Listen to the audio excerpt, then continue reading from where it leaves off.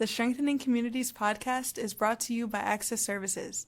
Join us as we talk with John Niarhos and Rob Heayn from Pottstown Beacon of Hope. So, hey guys, thanks for joining us. Mike, it's good to see you again. We're getting ready for the Christmas holiday. You got any big plans over there? Oh boy, that's a great question. I have a lot of last minute Christmas shopping to do. A lot of orders that are still in the shipping process, but got a lot of last minute shopping to do. The month is kind of flying by here. Well, your fallback plan is Jelly of the Month Club. Just remember that. It might be. It might be. Last month on our episode, we focused on the hunger and food insecurity issues that people in our area face. So we had guests from Patrick and Eli from Martha's Choice Pantry, along with Penny, who had worked there a lot and done some volunteer work, and also was somebody who, having had experienced some homelessness, had also used that pantry. And so she knew those folks really well. And that was a great time of talking through what it's like to experience those things, and then also how we can join together as a community to support folks, particularly at this time of year, but throughout the year, who are experiencing food insecurity, because it's a growing thing. And last month was also the period of time where the SNAP benefits were in jeopardy, and so there was a lot of significant shifts for a period of time that just demonstrated how great the need is. So today's part two of that two-parter, and we're going to talk today about just the experience of homelessness and how that's really a crisis in our area right now, and what is it like to experience homelessness, and then also what's it like to help, and what is it like to volunteer. And so we have our guest, John. Well, we have a returning guest in John. So thanks for coming back. That's a first for our podcast series. So thanks for coming back, John. And then he brought his partner in crime, Rob, who these guys have been volunteering for the past 5 or 6 years at Pottstown Beacon of Hope, which is a winter warming center, open seasonally every winter. So we're gonna just hear what you guys have to say about your experiences there. To get us started, though, we're gonna watch a video clip of an interview that I did with a gentleman named Matt. And Matt is somebody who did use, for a period of time, he used the shelter at Pottstown Beacon of Hope. And Rob and John both know him well. So he's not going to be in the room with us live, but it's going to be sort of like that. And so we're going to watch a little bit of a clip from what he has to say about his experience of being outside and then deciding to come into a shelter from being outside, and then finally to get into what's it like to have gotten into housing. So why don't we watch a little bit of that clip, and then we'll come back and talk about what we saw. So I'm here with my friend Matt. Matt, I think we met in 2021, I think. Yes. And you were at that time, you were living outside. You were in a tent in the encampment that later became known to everybody as Tent City. Yes. But you were and a couple other people were sort of the pioneers of that space back in 2021. So and one of the things, we've talked about this, but one of the things that I've always admired about you is just how industrious you were about, like, setting yourself outside, taking care of yourself, taking care of other people that were in the encampment. So you were really good at sort of that living outside. Do you want to talk just a little bit about, you figured out like how much it cost every month, and so do you want to just talk a little bit about like what your setup was outside? Well, this is fast forward a year and a half after I met you. Yeah. It was a process of bigger tent. Yeah. Storage tent. Yeah. My storage tent was actually one of the first tents that you came out and gave us. Yeah. Okay. That red igloo. And yeah. And that tent was passed down after we left. Yeah. But it was, I had to make a decision because it was where I lived at the moment. And so I wanted to make it as comfortable as possible. Right. It didn't start that way. Yeah. you know, from having cut firewood, you know, propane, for a heater buddy, Yeah. you know, tarps, moving blankets, Yes. you know, just all the essentials that it took to make it through that winter. Yeah. But let's not go and think that it's, you know, it just happens. Right. Everything that you want to do, I believe it takes twice as long. Yes. Okay. Now that includes doing your wash, humping it over to across Route 100 and Yeah. to the laundromat. Yeah. A few hour event. Yes. Even that. Now you got to get your propane before they close. It's a Saturday at 1 o'clock. Right. So you need to get your propane. I was fortunate enough to get a gas grill. Yeah. From Pastor Ron. Yes. And basically at that point we were cooking for the encampment like once a week. Yeah. And we would do when the outreach will come out, he would bring out goodies and stuff, and then we would like do something special for the holidays, Thanksgiving and Christmas. Yeah. And we did that, I believe, for 3 years, ain't you? Yeah. 3 years we did that.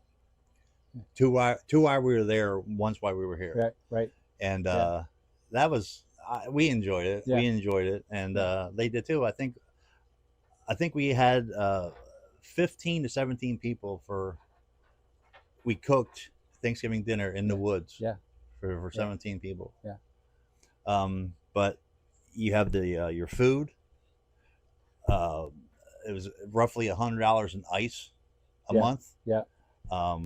So it came out to around $400 a month to live in the woods. To live in the woods, yeah. Which is right. So people don't know. Well, lots of people don't figure that out. Like they sort of live and they just sort of try to get by. Yeah. But you had actually sort of dialed that in a little bit. This is what I need, and this is what it's going to take to get that. All right. What did you guys see or hear in Matt's telling of the story of what it was like for him to be outside in the woods in Tent City?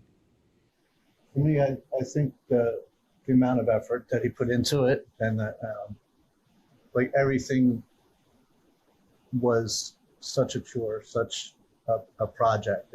I mean, things that we take for granted and, you know, are there for us. He had to work for every bit of it, and just that hustle every day, you know, just it takes a toll. It's grinding, you know, and it just wears you down. And I'm grateful that he eventually came, you know, found his way there to the shelter to get some rest, because it's a lot of work.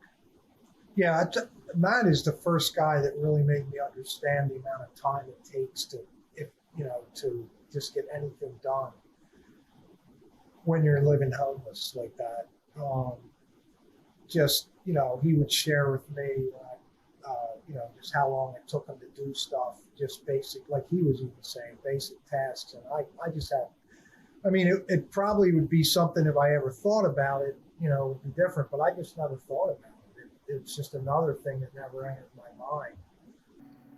Yeah, you could definitely see that he curated kind of a skill set, that there's a craft to it, to doing it well. And then also just strikes me as a leader in that community.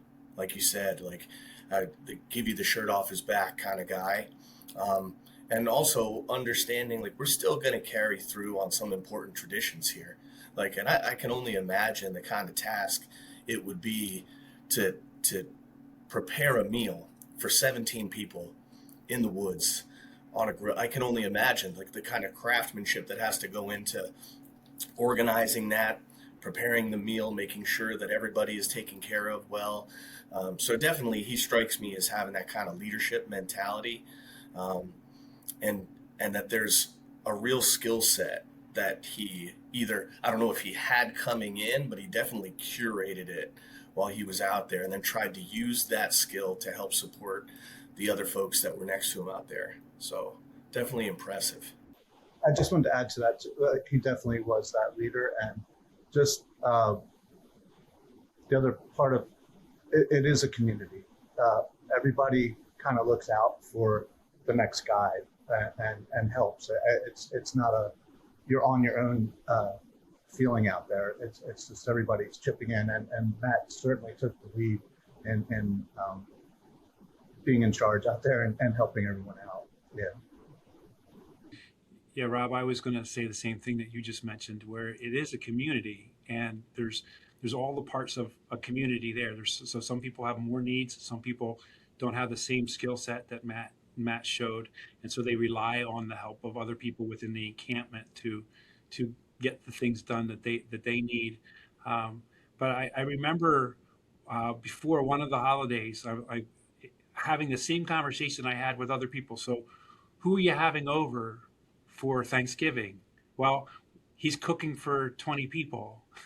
He's just doing it outside, and I'm in my own kitchen, or we're sharing some kitchens to get it done in our family. But it is that same sense of community and camaraderie and family that was going on out there. So it's really, I think, a tribute to not only do you figure things out, but also that you work along with other people in the community. And when we help people, we're actually helping a community of people. Why don't we go ahead and watch the next clip, which is sort of, to your point, Rob, how he came to the decision, I need to go inside and get some rest. So let's talk a little bit about, like, you had things pretty dialed in, but there were times when, so you didn't come into the shelter or the winter warming center. The first year. Yeah, you Nope. didn't. Nope. But talk to me a little bit about the times that you did. Like, what was going on that you said, oh, I'm going to go in tonight? It was the second year. Yeah. Second year of the shelter opening up. I was in Reading, doing work for a friend in Reading. Right. I remember you were working a lot. And I had a moment during that time when I was up there. I had a lot of things going on in my life. Yeah. Family issues. Yep. And just had the breakdown moment. Yeah. Where I didn't want to stay outside no more. Yeah. Because it was a struggle that winter. Sure. We had a couple feet of snow that year. I remember. Ice and wind. The wind and cold, that will break you. Yeah. And I knew I was in Reading, and I called my friend, and he picked me up, and I knew from that point I was going to that shelter that was going to open the next day. Yeah. And I went. Yeah.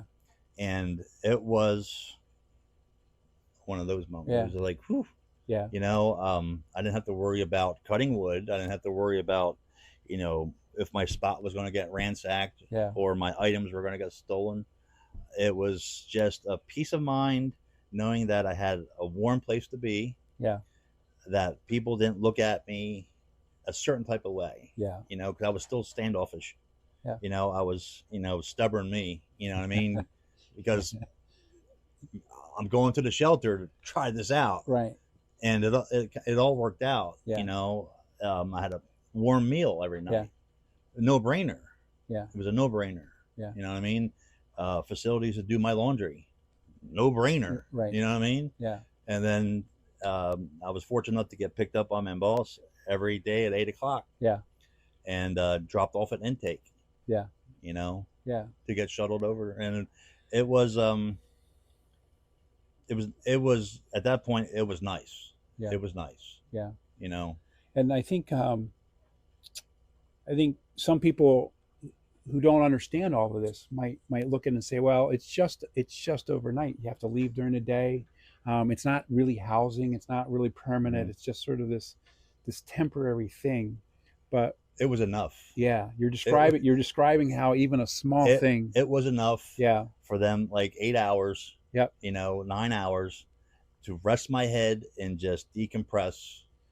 Yeah. Because being out there is stressful. Yes. It's stressful. Everything about being is stressful.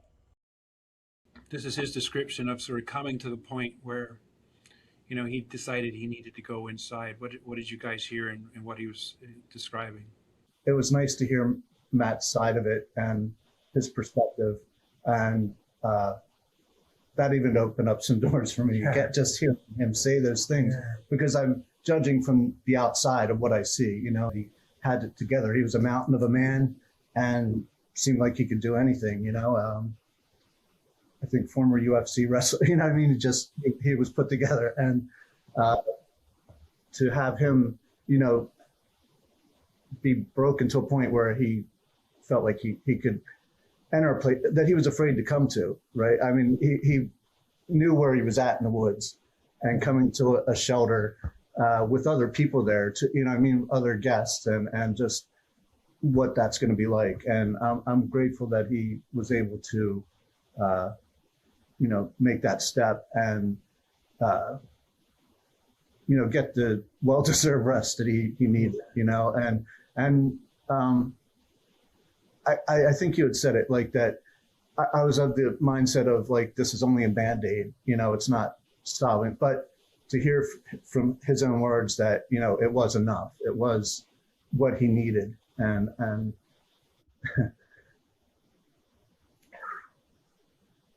I'm grateful that they were able to provide that for him. The Beacon of Hope was there to provide that. Yeah, we talk a lot about like humans helping humans. At the end of the day, a lot of this is about that. And I saw Matt in the woods regularly for a year plus before he decided to come into the shelter. And for a long time, I was out with the street medicine team, and the people around him would be getting, care for whatever physical issues they had. And finally Matt said, "Hey, my feet are bad. Can I have somebody?" And at first he didn't want people to have to look at his feet. But it's sort of like he was in a helper role. And then at some point he said, it's okay for me to accept help too. The reason that's important for me is I'm also a person who likes to be in the helper role. But sometimes it's okay for me to say, no, I don't have all this either. I'm relying on the people around me to help me through the times that I need help with. And that's really how we're wired. That's really what we're supposed to be for each other. And so I think, Rob, you were sort of hitting the nail on the head there about that we're just sharing this space. And sometimes we're the helper, and sometimes we're the person receiving help, and being blessed by that. And we're all blessed by that exchange of it. I'm glad we're talking about the work that goes in, and the time, the trust built over the course of months or sometimes years before someone takes that first step. I know in the longer clip that I watched, I know he talked about, Mark, the socks that you brought for him. He talked about the couch that you guys had sat on that was the same couch that was then you were doing the interview on in his place. So you guys had just some relational credibility over that time. And I think it's sometimes we're metaphorically meeting people where they are, and other times we're physically meeting people where they are. And that's important, because that's not just where Matt was, but that's where Matt's people were too. So he got to welcome you into a space where he's leading, like I'm leading this space here, but also I can build enough trust that makes me feel comfortable enough. And, I'm thinking as I'm watching that, like I think he phrased it as like the cold can break you. And like that, like it, I think from his perspective, I don't know currently, but I think he sees coming in there as like, I got to a breaking point and then I came in, when actually my perspective is he built up enough strength and trust to like, now I can do it. Now I'm strong enough to do it. I'm not broken where I have to do it. I'm strong enough, because asking for that help and support is the hardest part. So I'm hoping I get a chance to meet Matt one of these days, but I can imagine, and maybe John and Rob, you guys can talk a little bit about like, what are some of the tools that you use? Because someone like Matt, he presents as, hey, I'm a strong guy. I can do it out here in the elements. I can take care of my other people. And it does take a lot of work, I would imagine, to help someone feel comfortable enough to step in for the first time and receive support.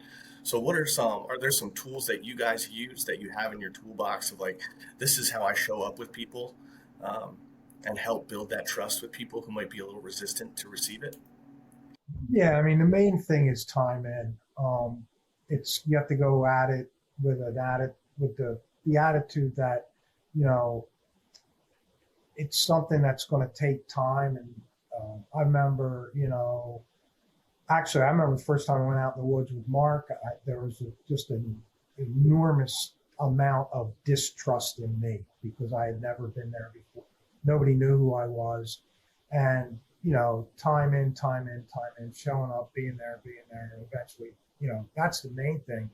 But when I talk to folks, I just, like, my big picture goal is to try to behave in a way that allows them to be their genuine selves, like to really, really not put up any, you know, blocks on them being exactly who they are. And then, you know, just little things like, you know, finding things that we have in common and being willing to share that, you know, that, you know, like, you know, and sometimes there are funny things like light things like we hate the Cowboys, or, and sometimes it's a big thing like, you know, we each have, say, a child that isn't speaking to us right now. Just paying attention and connecting in a way to, you know,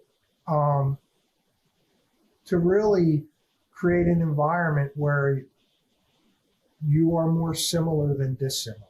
It's a reality that we all have things in common, and those are the things that we bond over, you know, and you don't need to be with someone in the woods and think, well, because they're in the woods and I'm not, we don't have anything in common, because I have found out we have more in common most of the times than not. Nice. That's solid. So, Mike, you gave us a little bit of a preview of, we're going to watch one more clip. And so some of the things that you were talking about, I think, are going to show up in this clip. Oh, did I? I didn't know. No, it's good. It's good. It's just a little bit of a spoiler alert. So now we know what to look for. We're going to look for a couch. So I think, you know, one of the things I've appreciated about your story is that it includes both of those things. So you decided, I need to go in and accept a shelter. Yes, I did. And that's you accepting help, but also you were doing all this stuff for yourself. Like you needed a good night's sleep. Mm-hmm. You needed to not have to worry about cutting wood when you got home from Reading and working all day. Yep. And you needed to be warm for a minute. You needed to have your clothes washed so that you could get about the business of saving up the money you needed to move forward. There's a few things that happened out in the woods. Yeah. Now, I consider myself a outdoorsman and stuff. Yeah. I fell on the ice back in the woods, gave myself a concussion, and I broke my collarbone. Yeah. That was just one of the things. Yeah. You get hurt, you get scratches, things can happen, you don't know. Yeah. I mean, and there was another time I got wet. Yeah. And it was 8 degrees that night. Yeah. And all the wood back there was wet. Yeah. I was in terrible shape when I went to the shelter. Yeah. I mean, I was in terrible shape. Yeah. It took about 3 days to recover from that. Yeah. And it unnerved me a little bit. Yeah. Let's put it that way. Yeah. Because of all people, I got wet. Right. Yeah. And couldn't get warm. Right. Right. And you knew better. Like, you knew not to get wet. You got wet anyway. Like, it happened. And what am I going to do? Yeah. What am I going to do? Yeah. And that was a time where I almost, paid the price. I mean, I was unnerved. Yeah. And I had a special someone, look after me. Yeah. Yeah. Cool. Cool. While I have you, maybe think forward a little bit. We've talked about this a little bit, but let's talk about what it took to get inside. Like, so the shelter was important because it gave you enough relief. You could get healthy. You could get, and you could focus on my work, saving up money. Mm-hmm. And I remember during those nights, you say, this is how much money I need. I'm putting it in the bank. Like, you were very deliberate about that. So, talk a little bit about you were demoing the building right next door. There. Yeah, right next door. I was already back from Reading. Yeah, and I went to a Monday meal, God's Kitchen, on Monday night, and I asked Pastor Ron. I said, "Do you think Jesse would need any help?" Jesse and Dennis had this building. Yeah. And I would leave my tent at 7:00. I'd be here by 7:15, and I work a full day. Yeah. And go back. I even go back for lunch because it was so close. Right, You know what I mean? Right. You know, go home for lunch. Yeah. go home for lunch. And it was at that time there was other things came into my life at that time where I knew I had to be better at what I was doing. Yeah. Okay. And she's standing right over there. Yeah. And so I had to take it to the next level. Yeah. And that's when my tent and my things, like really escalated to where, okay, I'm going to make this as comfortable as possible. Yeah. I remember those days. I think I got a picture of your couch. They came. This is the couch, same couch that was in there. This is the couch that you found. This is the same couch I found. Right. Yeah. Right. Ethan Allen. Ethan Allen. Ethan Allen, baby, in wrapper. Who would have thought? A wrapped Ethan Allen. Yeah. And I can't believe I'm sitting on the couch. This is great. Yeah, this is so good. This is such a good part of the story. And I knew I wanted to just make it as nice because this wasn't about me anymore. Yeah. Okay. But we had a few sweeps back there, warrant searches. Yeah. And the officers were like, "That's your spot in the middle there?" And I'm like, "Yes, sir." You know what I mean? Yeah. They're like, "We just want to tell you, thumbs up, buddy." Right. Yeah. Like, wow. Yeah. And we took pride in it too. Yeah. I mean, I took pride in it because that's where I lived. Yeah. And at that time, I wasn't really worried about thieving or theft. Yeah. Because we had the trail cams and we had Marty out front. Yeah. You know? Yeah. So that's the couch part of the story. Matt doesn't say exactly in the clip, but his wife, Anja, is standing just off camera. They got married while he was living outside.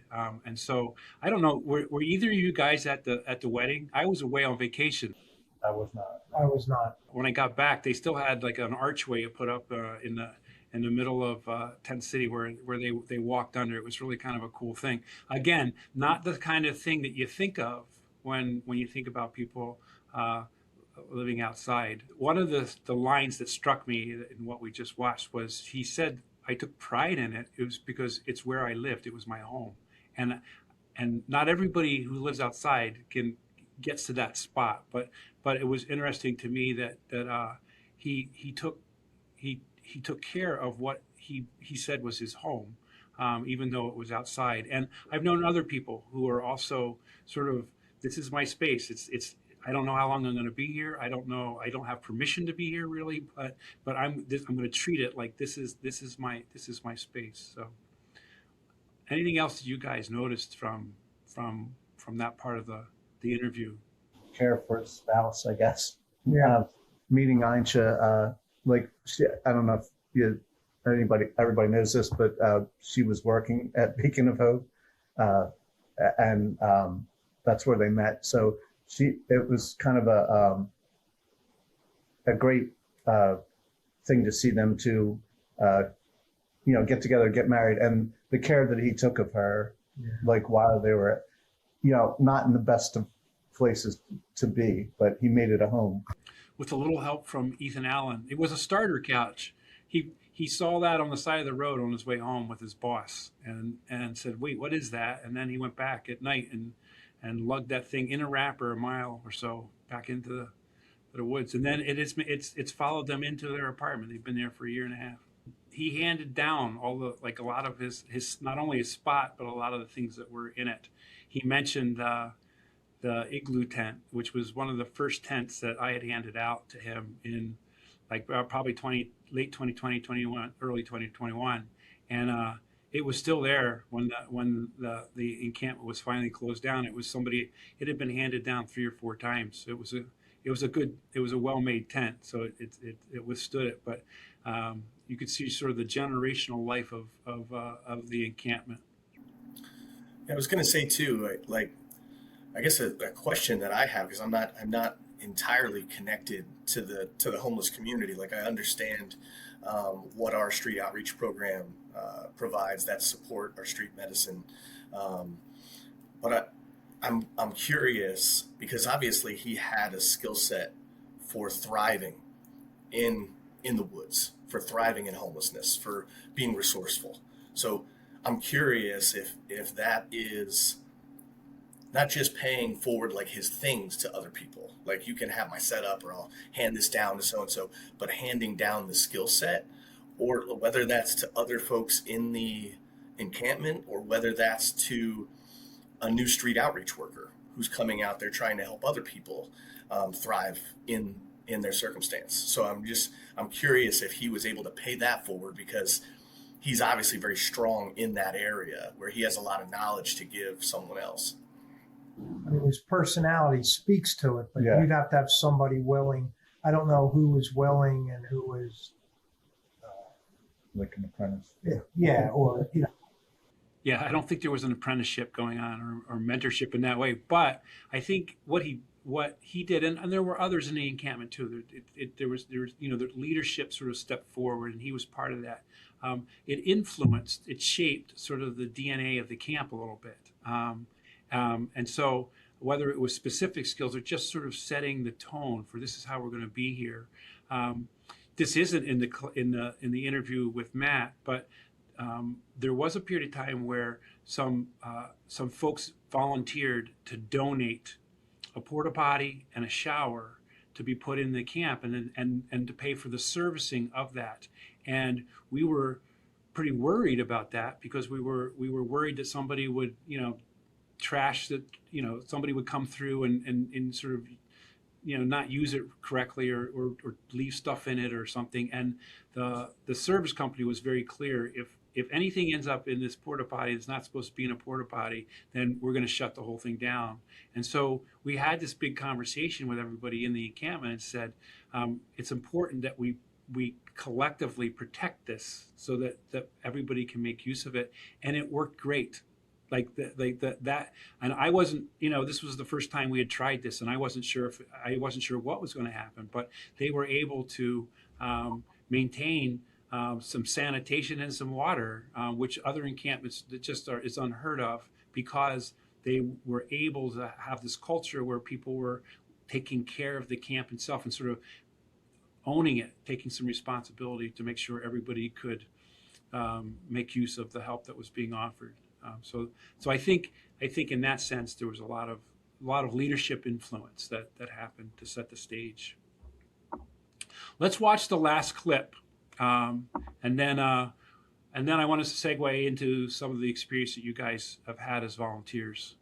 So let's watch the last clip. I remember when you first came walking into the woods. Right. I remember when you first came.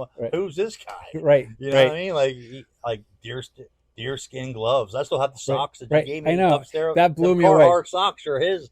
They're the ones that gave me you. You were telling that story, and I had no idea. Yeah. I'm like, during that period of time, we had said the churches, people are stuck because it was COVID. People are stuck outside. We're stuck inside, but they're stuck outside. And so the people who need to be the most geared up are the people who are outside the longest. And this winter, it's going to be people who are experiencing homelessness. So we want stuff, but we don't want whatever you got at Walmart. We want the right gear. And so we made a list. And so one of them was merino wool socks. And here's the brands, and you have to look on the label, because it's merino wool, but it has to be at least 30% merino wool. It can't be like 7%. Yeah. That won't do it. And so I still have them upstairs. Yep. Right. Yep. So, and I won't forget it. I will not forget what you've done for me. Yeah.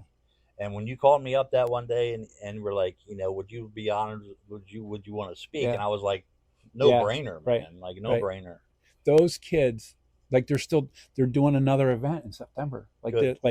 And we were at another meeting, and the pastor, the woman that sort of set it all up, she got up and she said, "Man, Matt's story, just so the story of how you do stuff, and the story of people don't know this. They drive by, they see a tent, they don't know the name, they don't know the story, and so it's important that we help people understand what this is really about." And there would be people in the community that would be looking at a homeless person as a homeless person. Yeah. I know his name. Yeah. I know what he likes to do. Yeah. I know his hobbies. Yeah. You know what I mean? Right. And yeah, there's, so there's a lot of people that we know that we, try to keep an eye on. Yeah, right. You know what I mean? Yeah, right. So one of the things that I talk about is I could say relationally engaged help. Like you know who the person is, and you know what they like and what their hobbies are, and yeah. and what's important to them. Right. I've had Christmas and Thanksgiving dinner with them. Right. And and gave multiple like pieces of clothing to. Yeah. And we enjoyed, if they needed something, that we would have it. Yeah. That they could come to us. Yeah. Not steal it. Right. Right. Just ask for it. Right. Right. Just ask for it. Right. And there was a few people that I've come across where I had the ability to get them in the rehab. Yeah. Not because I knew anything about the rehab. Right.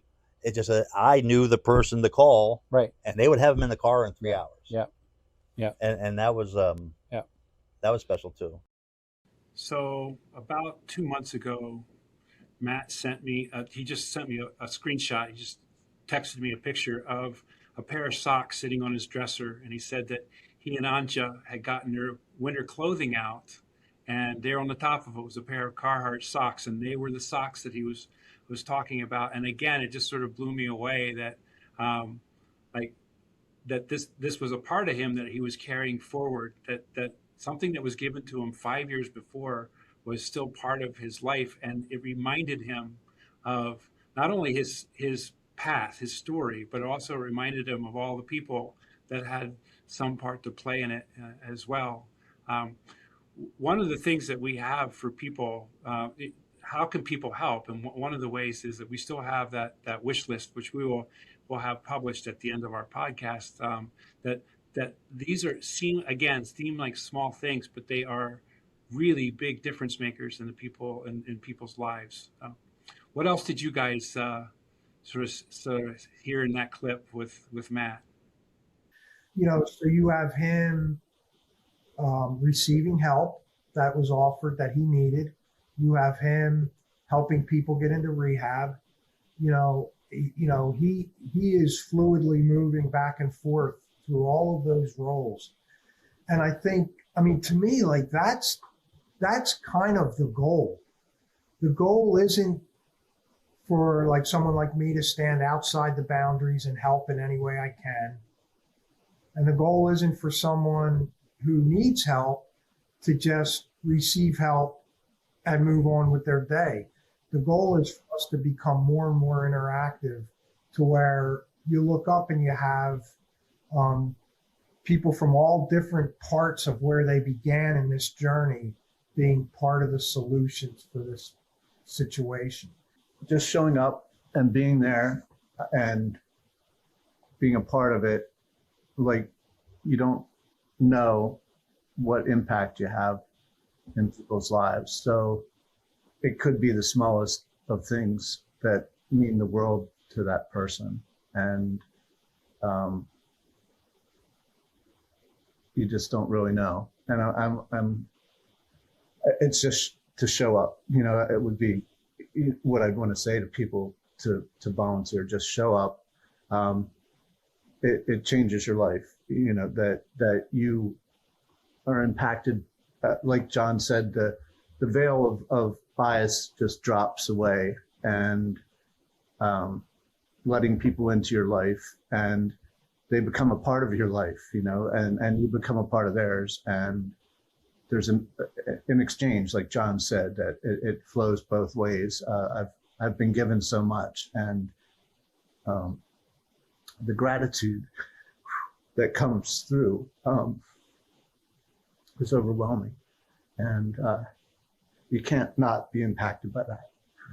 You've moved us into the question that I was going to ask. You've already started to answer, which is you guys just keep doing this. You've been volunteering for years now, and so how has it changed you? How do you, Rob, you started to talk about how it's impacted you and how that's what happens when you show up for people. But just other thoughts about maybe how you've grown or changed as a person as a result of just offering what you have to offer, even if it seems small, to folks that cross your path? Yeah, it's hard to even start, I guess. Like, I mean, that was my start of just the gratitude and the growing aware, away from the judgment, the fear of approaching people, the fear of, just opening up.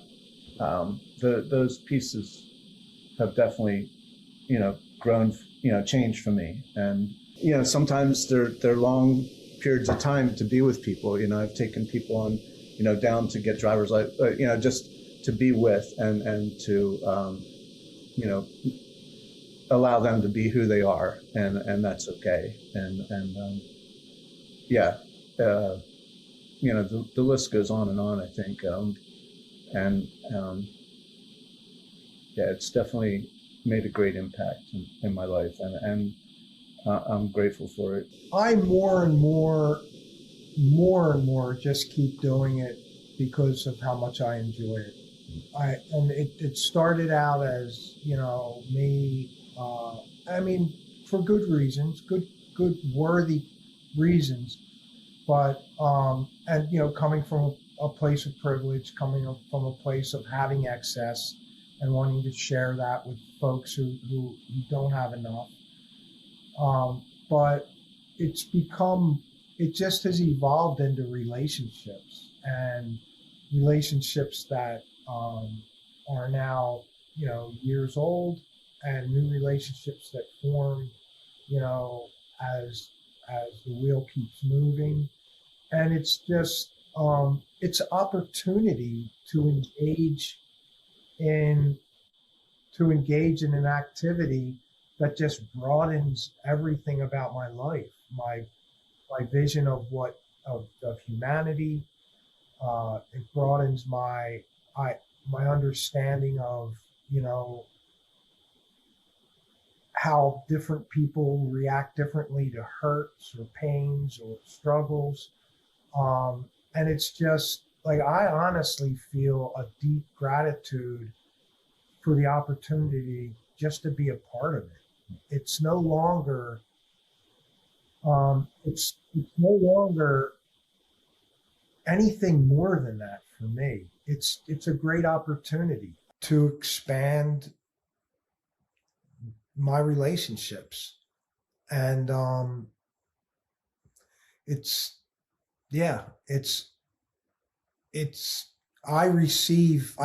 believe I receive more than I give. There's something for all of us to do. Like, there's ways that everybody can be involved in this community.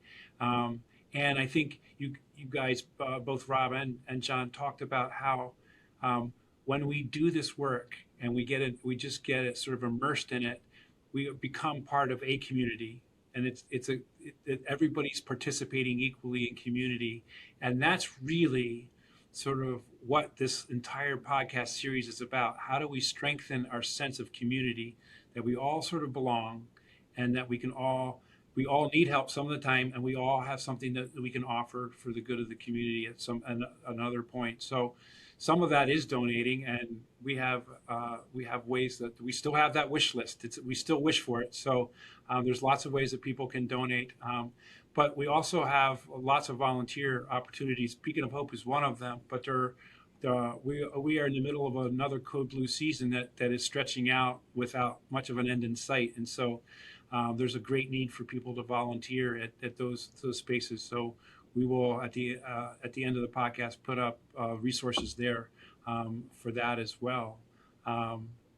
So I want to thank you guys, two guys on a couch. I was going to say two wise guys, but there is a lot of wisdom that you guys shared, and I it's from the heart, and I'm so glad. We're wise guys too. Right? Yes. Yep. So glad that you agreed to come and share with us not only your relationship with Matt, that was cool, but also just your just the way that your time with people has helped them and then also impacted you. So thank you guys.